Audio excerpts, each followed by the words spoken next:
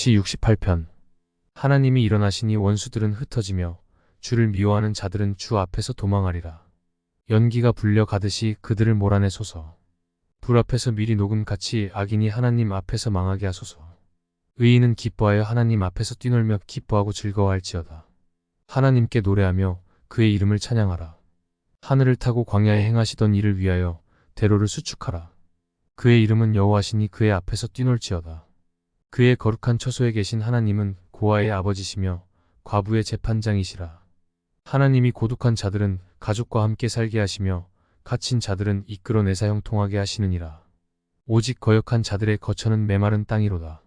하나님이여 주의 백성 앞에서 앞서 나가사 광야에서 행진하셨을 때의 셀라. 땅이 진동하며 하늘이 하나님 앞에서 떨어지며 저 신의 산도 하나님 곧 이스라엘의 하나님 앞에서 진동하였나이다. 하나님이여 주께서 흡족한 비를 보내사 주의 기업이 곰핍할 때 주께서 그것을 견고하게 하셨고 주의 회중을 그 가운데 살게 하셨나이다. 하나님이여 주께서 가난한 자를 위하여 주의 은택을 준비하셨나이다. 하나님은 우리에게 구원의 하나님이시라. 사망에서 벗어남은 주 여호와로 말미암거니와. 68편은 기도, 찬양, 감사, 역사적 회고, 원수들에 대한 저주가 모두 포함되어 있으며 하나님은 이스라엘 백성에게 구원이시며 기쁨이십니다. 다윗은 백성을 돌보시는 하나님과 우주에 가득한 위엄을 찬양합니다. 다윗은 언약궤를 예루살렘으로 다시 가져오는 사건을 계기로 이 시를 쓴 것으로 보입니다. 3하 62- 찬송 1-6. 하나님이 일어나시니 첫 문장은 기본적으로 민수기 10장 35절과 비슷합니다. 언약궤가 이동하는 것을 알리는 기쁨의 축하 시편 24-27절입니다. 그의 이름은 여호와이시니 하늘 구름을 타고 4절 143 광야에 행하시던 하나님은 가나안에서 세상에서 가장 높으시다는 표현입니다. 바로 그 하나님이 이스라엘 백성, 자기들의 하나님, 주님, 전능하신 이 여호와 하나님, 주 여호와 왕이시라는 것입니다. 야훼의 축약형인 야는 종종 우주로 번역됩니다. 16절 출 35. 68편에서 사용된 하나님의 다른 이름으로는 1절에 엘로임, 11절에 아도나이 주님, 14절에 전능하시니, 18절에 여호와 하나님 야흐 엘로임, 20절에 주 여호와, 24절에 왕이 있습니다. 고독한 자들 6. 하나님은 가족을 잃었거나 없거나 부양받지도 보호받지도 못하는 사람들, 특히 고아와 과부들을 돌보아 주십니다. 5출 22-24시 10-14약 1-27. 하나님은 그러한 사람들을 돌보라고 명하셨습니다. 주의 신실하심에 대한 묵상 7-18. 신의 산의 권능으로 하늘도 땅도 떨고 두려워하였는데 하나님은 땅에 풍성한 열매를 맺게 하는 흡족한 비를 내리셨습니다. 그리고 백성에게 약속하신 땅인 기업을 영속적으로 소유하게 하셨고 백성을 잘 살게 하셨으며 가난한 사람들에게도 주님의 은혜를 내려주셨습니다.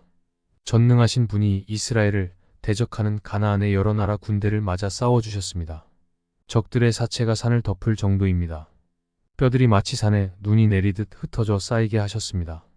전능하신 하나님은 이스라엘 군대와 함께 계시는데 그 계심이 시온산 성소에 계시는 것과 같다는 것입니다. 높은 곳에 오르시고 에서 높은 곳은 하나님의 보좌입니다. 사도 바울은 에베소서 4장 8절에서 이 본문을 인용하여 예수 그리스도께서 승리하시고 승천하신 것에 적용합니다.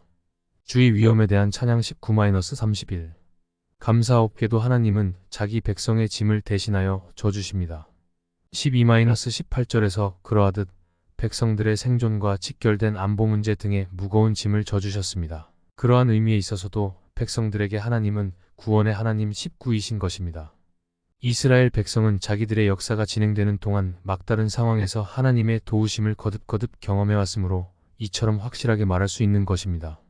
우리 주 예수님도 수고하고 무거운 짐 진 자들아 다 내게로 오라 내가 너희를 쉬게 하리라 하셨습니다. 이스라엘의 원수는 하나님의 원수로 여겨집니다.